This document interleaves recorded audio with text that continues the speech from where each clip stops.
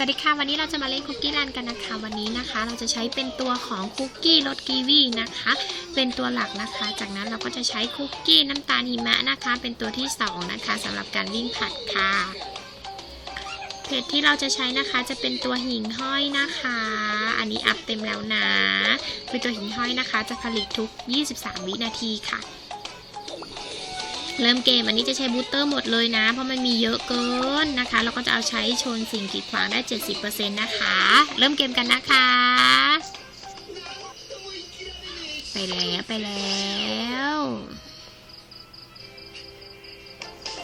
ใช้ตัวบูสเตอร์นี่ก่อนเลยค่ะช่วงนี้มันจะมีอีเวนต์การ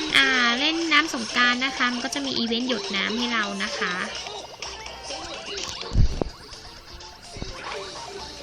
อันนี้เป็นด่านที่2แล้วนะคะ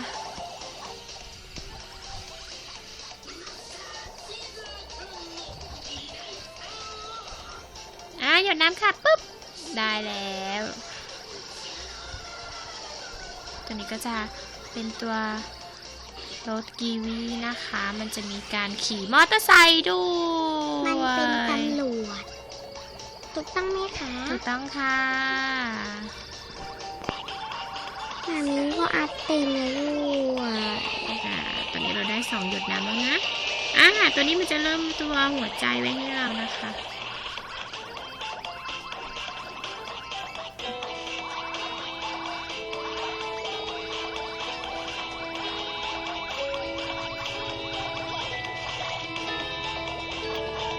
อันนี้มันจะเป็นเอพิโซด 2 นะคะมันจะไม่ใช่เอพิโซด 1มันก็จะยากมานิดนึงอีกอย่างโบนัสทางบินหนีได้ด้วยทางบินหนีด้วยนะคะแล้วก็สมบัติกล่องสมบัติหายากมาก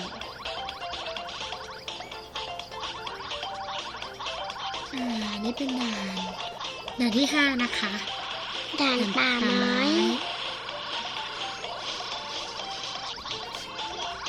ดีนะไม่ใช่ดอกทานตะวันอะไรเงี้ยนี่เป็นด่านป่าไม้นะคะงูก็จะเยอะนิดนึง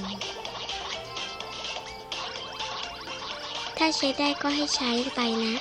เพราะว่าเขาจะเก็บเป็นที่ระลึกนี่เลยมากเลยค่ะด่านที่6แล้วนะคะบึงจระเข้ทำไมมีปลาปิรันย่าไม่ใช่จระเข้แล้วมันจะเป็นปลาปิรันย่านะฆ่าให้หมดถ้าตัวใหญ่ฆ่าให้หมด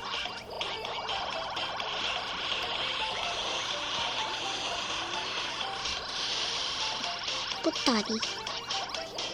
เดี๋ยวนะคะ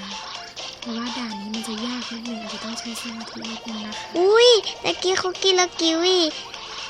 ชนในแมงนั่นมันกระเด็นด้วยอันนี้เราจะใช้เป็นตัวของอันนี้รางลิงค่ะยากหน่อยนะลิงเอามือมาจับเนี่ยลิงชอบชกมือเราโบนัสไทม์ค่ะ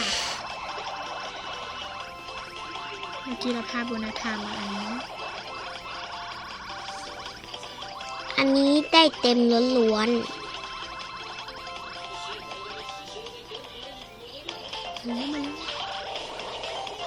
มันวิ่งช้า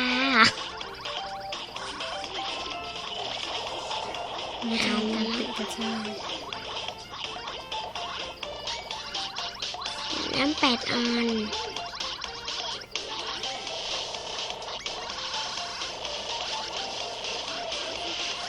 อันนี้ทำไม่ได้นะเลยนะคะมันเลยเกาะนั้นนี่ทะเลสาบสับปะรดนะคะทะเลสาบสับปะรด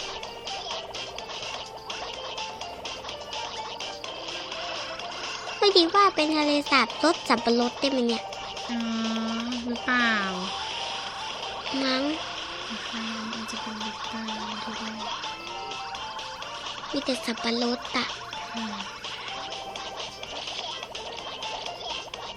มีแต่หยดน้ำ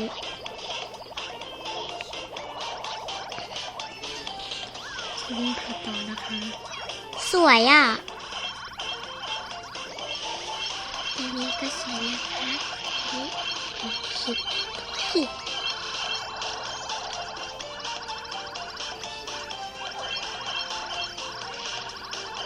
มีหยดด้วยป่าเลยเนี่ยเหมาะสำหรับเป็นหมู่บ้านของสาวเจ้าป่าเลยเนาะคะ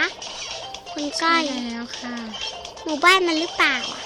น่าจะเป็นหมู่บ้านสาวเจ้าป่านะ ไม่ชอบให้คุกกี้ตัวอื่นมันรบกวนได้ไง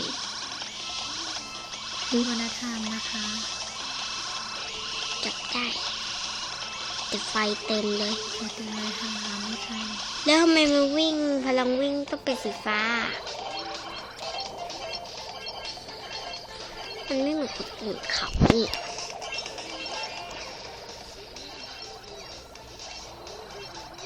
ชนทำไมคะ